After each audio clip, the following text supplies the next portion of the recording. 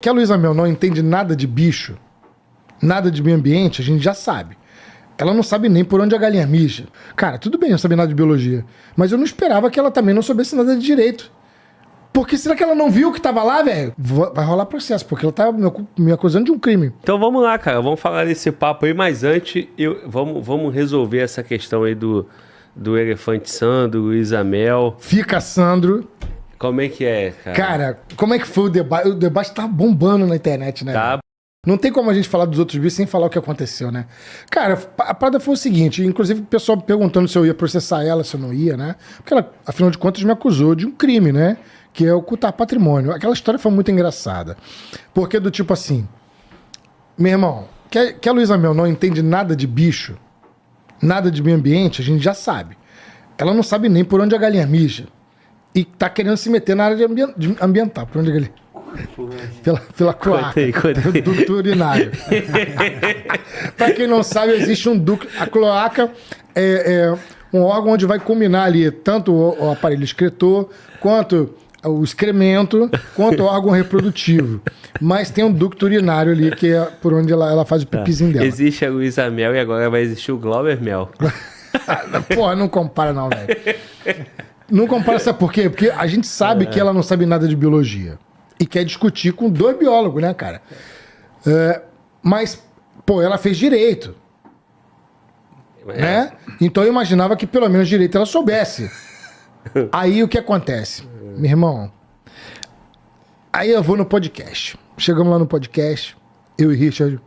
Ela levou o Igor, que é um outro biólogo, que inclusive ficou do nosso lado. Aí surgiu esse papo de que eu não declarei minhas contas. Aí eu expliquei, não, eu declarei, cara. Declarei as minhas contas, o partido que não declarou lá, no momento certo, aí depois faz uma petição. E na petição você, olha, onde eu não declarei, é uma retificação. Todo mundo sabe igual isso. Igual o IR. Aí, beleza. O que aconteceu?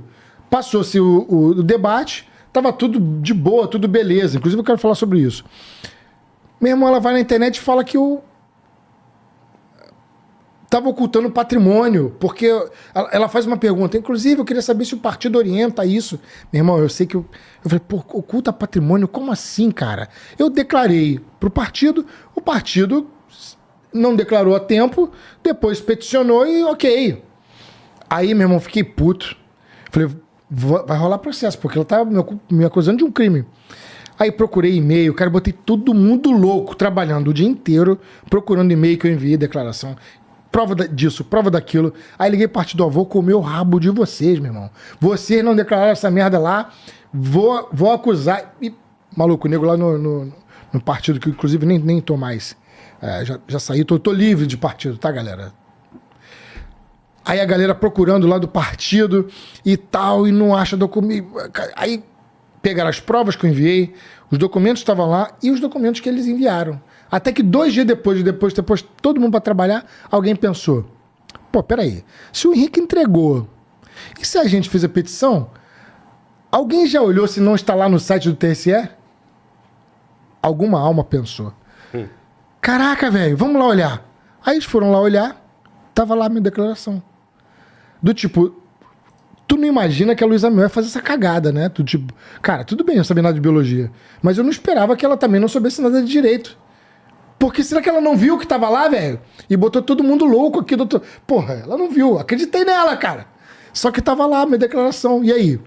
Aí a galera perguntou, pô, tu vai processar ela? Não vai? Porque, afinal de contas, é calúnia, né, velho? Esse pode ter não. Tanto eu quanto você, Glauber, a gente vive da internet. E eu não vou queimar a galinha dos ovos de ouro, né, cara? Se a gente começar a brigar ao ponto de ficar um processando o outro, a gente não tem conteúdo, velho. E eu agradeço, inclusive, a Lulu pelos conteúdos. Muito obrigado, Lulu. Continua. Graças a você, a gente pôde expor aqui o problema, né, dos santuários e o elefante. Ou seja, a melhor propaganda foi a própria Luísa Mel. Então, não tem processo, cara. Eu agradeço, inclusive, a ela. E vamos continuar na internet. É assim que funciona. Porque senão, cara, não vamos ter mais internet, um processando o outro, cara. Então tá bom, tá de beleza. Eu concordo, cara. Mas aí, por que de biologia saiu em patrimônio, cara? Cara, porque ela tomou um pau no debate, né, velho? Foi feio pra caramba. O que aconteceu ali? Eu e Richard, a gente foi para debater sobre os zoológicos e o Elefante Sando. Primeiro que o podcast é um podcast dela e do Richard. Então eles são os moderadores. Eles eram moderadores. Eu já fui com muito medo, porque muita gente me alertou sobre o problema. Olha, você vai discutir com ela, ela vai gritar. Se ela chorar, e a gente sabe que ela chora de vez em quando, as pessoas vão falar que você é machista, que você é misógino. Então eu já fui preparado, sabendo que ia ter, e teve vários comentários, dizendo que vocês são machistas, são misóginos, tal, não deixa a mulher falar. Porque a mulher agora, tudo é histérica. Meu irmão, mas ela foi histérica, velho, na boa. Teve a galera da ala feminista ainda que foi lá me apoiar. Falei, porra, gente, mas ela foi histérica mesmo. Pô, falava, interrompia toda hora. Mas eu já fui com esse pensamento. Falei, tudo que eu fizer vai ser usado contra mim. Então deixa, ela tá interrompendo, quer falar? Deixa eu falar. Se não é mansplaining, entendeu? Aí eu, quieto. Se ela gritar, não grita. Porque se você gritar de volta, é misoginia.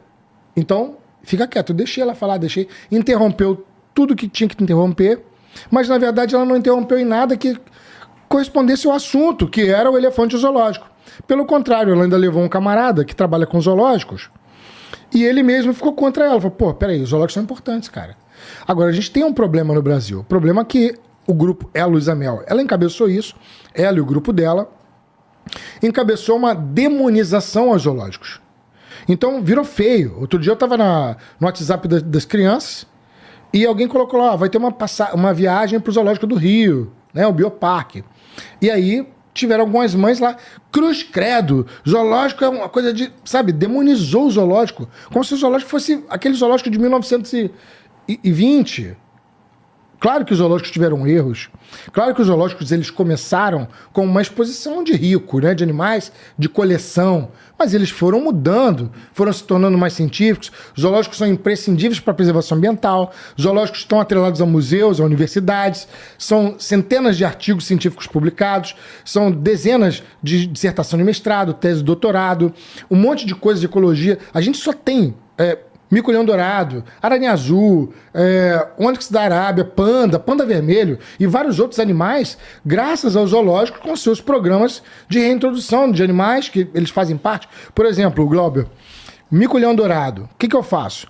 Eu tenho uma família de mico-leão dourado no zoológico aqui no Brasil, aí eu tenho uma família de mico-leão dourado no zoológico na Alemanha, outro no Japão e etc. E então esses zoológicos eles fazem uma matriz onde eles vão trocando animais. Por que eles trocam animais?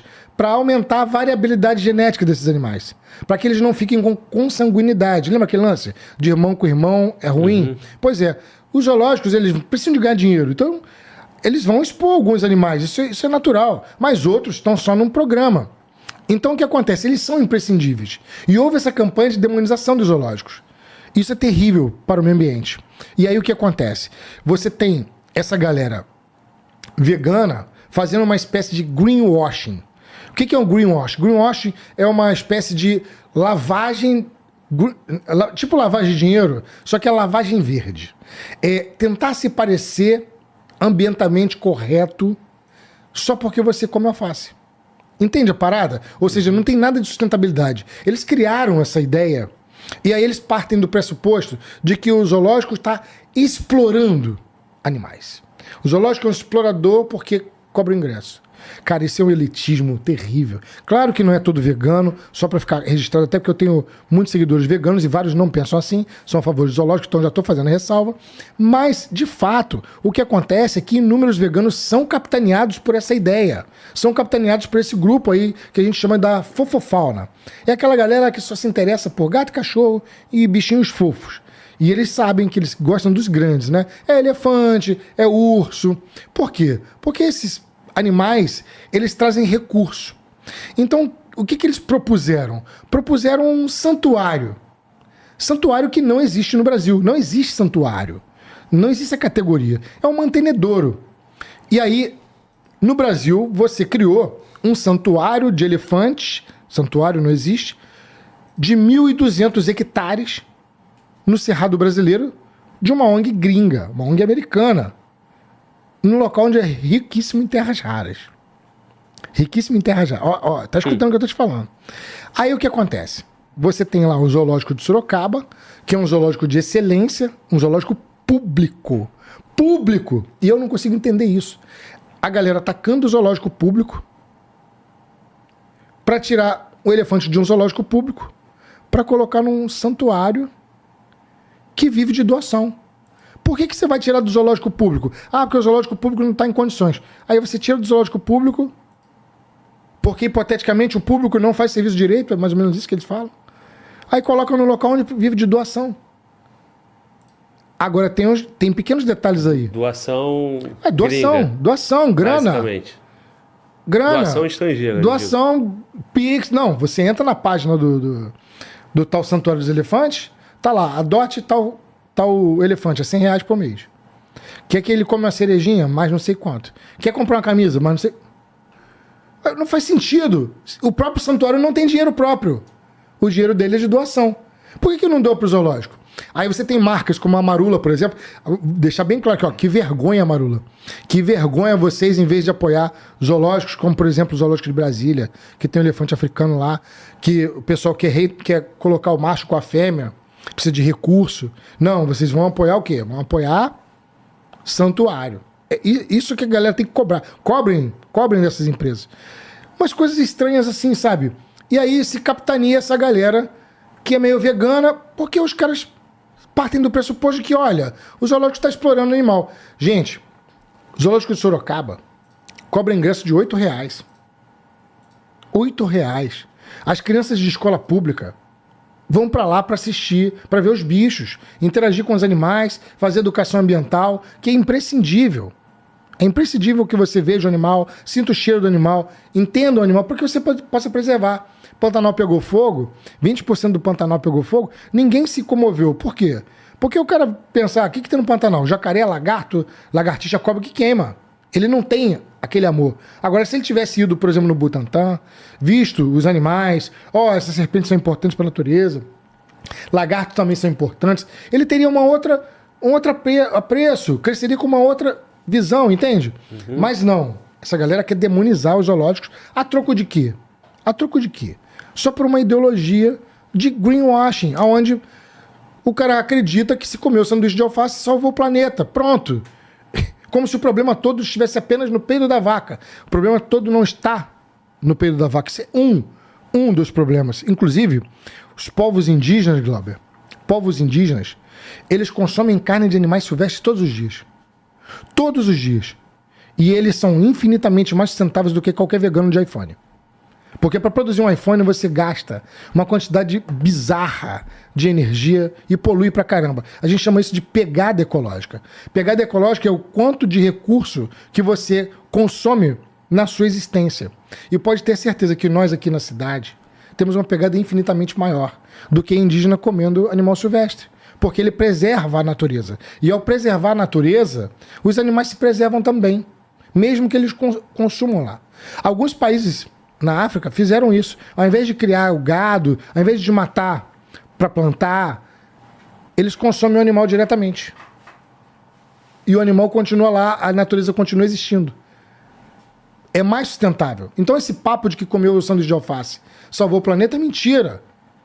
Não é verdade. Tem muitas outras coisas que são feitas que eles ignoram. A produção, excesso de gadgets, excesso de matéria, excesso de consumo, guerra. Ninguém fala nada de guerra, velho. Ninguém fala nada do quanto é poluidor uma guerra na Ucrânia, por exemplo. Ninguém fala nada do quão poluidor é o genocídio que Israel está fazendo lá com os palestinos. Ninguém fala nada sobre a poluição disso aí tudo, o que está acontecendo com isso tudo. Mas se você comer um sanduíche de alface, salvou o planeta. Isso aí tem um nome, greenwashing. É mostrar que, não, aqui, ó, fecha comigo aqui, que nós somos verdinhos. Não são. E quem está dizendo aqui é um biólogo. Para você ser verdinho, é muito mais do que isso. Para ser sustentável, é muito mais do que isso. Você tem que produzir de uma maneira que seja mais eficiente, que seja melhor. Não é simplesmente negando as coisas ou dizendo que você resolveu o problema porque você simplesmente achou uma empresa lá que finge comer um alfacezinho ou que pinta o quadro de verde e tá tudo certo. Não, tem muita coisa para ser feita aí. Agora, essa pauta verde aí, né? essa pauta ambientalista, ela é muito forte, né? Tem um patrocínio de várias empresas, várias que fazem ONGs. greenwashing pra caramba. Isso. Que faz greenwashing pra caramba. Que é se pintar de verde e não é verde de verdade. Ó, vou te dar um exemplo. Reciclagem. Isso aqui vai abalar todo mundo. Reciclagem é a solução, não é? Não é. Eles mentiram pra vocês. Eles mentiram pra vocês. Reciclagem não é a solução. Vai lixo plástico dioturnamente para tudo quanto é lugar do planeta. Ah, não, porque eu pego a garrafinha aqui, eu reciclo o plástico e o plástico eu reutilizo. Cara, é reutilizado em pouquíssimas coisas. As fibras dos plásticos não servem para fazer qualquer outro plástico. Você não volta a fazer o plástico como ele era antes. Essa parada de reciclagem é mó caô que inventaram. Claro, ajuda, mas no final das contas é o maior caô, as empresas continuam poluindo, produzindo plástico um atrás do outro, sem solução, inclusive retirando produtos que a gente tinha, que eram menos poluentes, como por exemplo uma lata de óleo feita no aço, ou uma garrafa de azeite feita no vidro, para o cara colocar a garrafa de óleo no plástico. Pior ainda a situação, mas o problema está resolvido porque vai ser reciclado. Não é assim que funciona. Vai continuar produzindo uma quantidade absurda de plástico, sendo jogado todos os dias nos oceanos, em tudo quanto é lugar. É microplástico em tudo quanto é lugar, microplástico no cérebro das pessoas, e por aí vai, e o pessoal está comprando a ideia de que reciclou, tá tudo beleza. Não é bem assim que funciona, não. Vai ter que reduzir muito a produção de plástico para a gente poder continuar vivendo bem. Porque não tá dando certo essa parada de reciclagem, não. Quer dizer, não é para acabar com a reciclagem, não é para parar com a reciclagem. Mas ela não resolve os problemas todos. É só uma pequena parte do problema. A produção excessiva de plástico é o grande problema. Não, o cara assiste televisão, ele vê lá uma matéria dedicada para uma iniciativa no interior da favela tal, de um estado X no Brasil. Aí vem aquela coisa que o cara pegou o lixo, o cara fez uma reciclagem, o cara fez um sistema.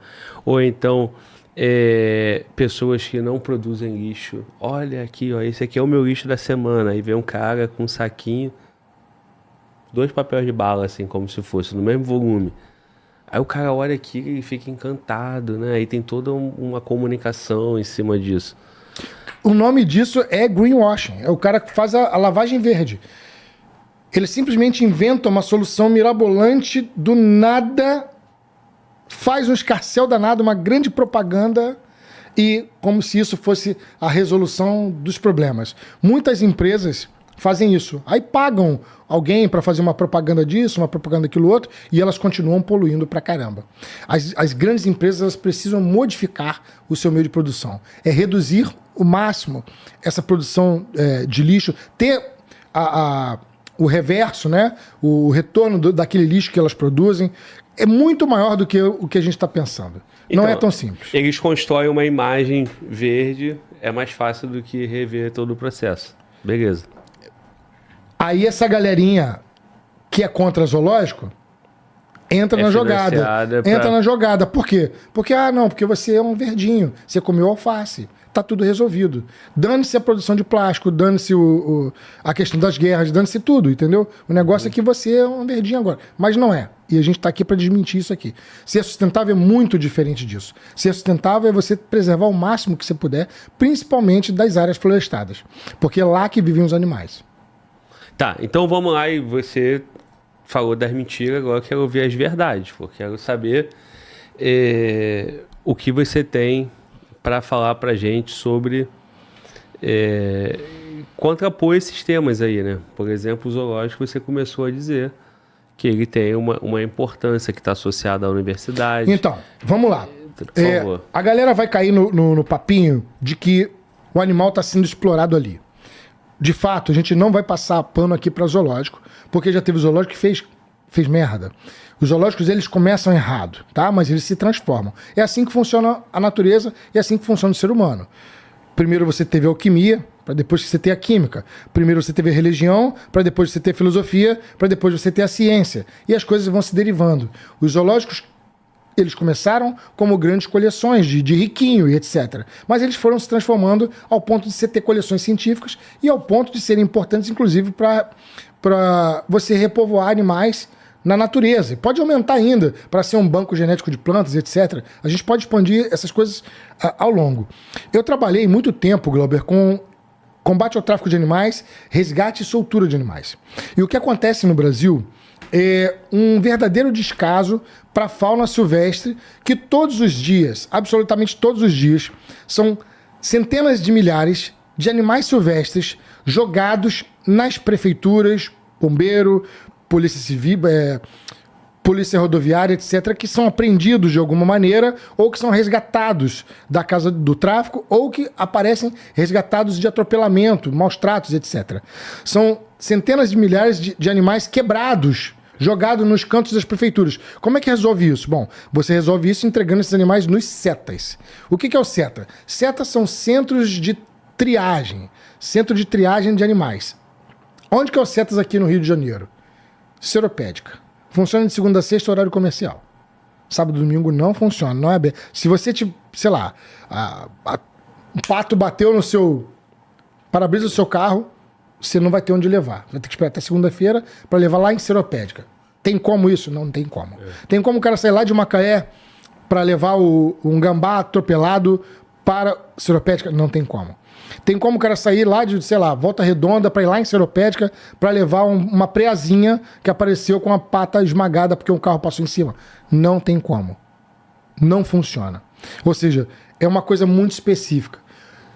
As prefeituras, por sua vez, nós temos a maior biodiversidade do mundo.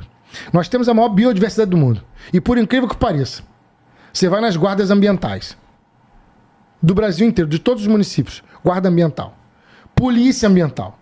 Não tem concurso para biólogo. Não tem. Uma raridade ter uma coisa ou outra. Você vai ter lá um guarda que, por sorte, fez biologia, botou lá, e geralmente, e assim, os caras não têm treinamento nenhum, zero. Inclusive eu já treinei. Eu treinei a guarda ambiental de Carapebus, treinei a guarda ambiental de Macaé, e porque fui voluntário. Mas a grande maioria, 99% delas, não tem nenhum treinamento. Funciona assim, tá o cara ali na frente, dá um passo à frente, quem quer trabalhar com bicho? O cara tá parado, todo mundo dá um passo atrás, o cara ficou ali de otário, você vai se virar. E eles fazem isso com primazia, na boa. Com pouco que tem, eu tenho que dar o braço a torcer, porque os caras trabalham com pouco que tem. As guardas ambientais fazem gancho com o dinheiro do próprio bolso, para pegar cobra. Faz pinção com o dinheiro do próprio bolso. Eu sou funcionário público. Eu sei como funciona. E é assim que funciona. Não tem orçamento para você fazer resgate, soltura de fauna. Não tem orçamento. Os caras vão aprendendo por si só. Vão aprendendo assistindo no meu canal. Vai lá no meu canal para poder aprender por si só. Então eu tenho que parabenizar as guardas, as polícias, os bombeiros, porque, meu irmão, nem treinamento eles recebem.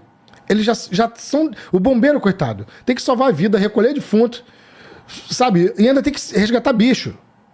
E eles têm que se virar para isso. É assim que é rotineiramente o dia a dia do funcionalismo público.